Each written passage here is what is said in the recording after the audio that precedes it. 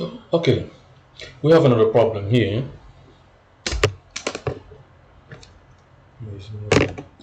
Okay, we have another problem here where we are asked to find the partial derivative with respect to x.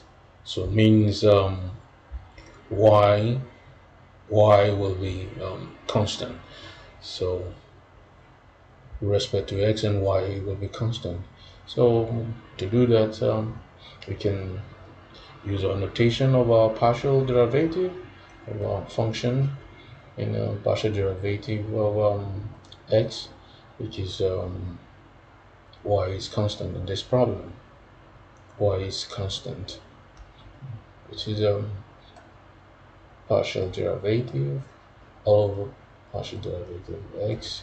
So we have the first term, which is first term, which is x raised to power 3 and y raised to power 2 and 6 raised to power y.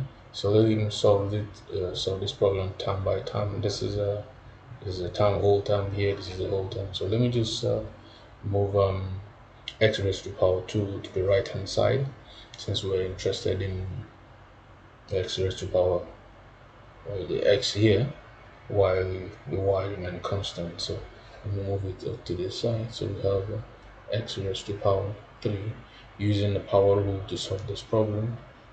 X raised to power 3, sorry. Using the power rule to solve this problem, we'll have 3x raised to power 3 minus 1, and I'll come 3x, here is 2, 3x raised to power 2, so 3x to power 2, and here the y here is a multiplier, so we can still bring it down, but the question says um, y remains constant. And you know, anything that remains constant means there's a zero change. So there's a zero change. So you can say 3x uh, raised to power 2 with our multiplier here, and y raised to power 2 plus um, 6y raised to power 2.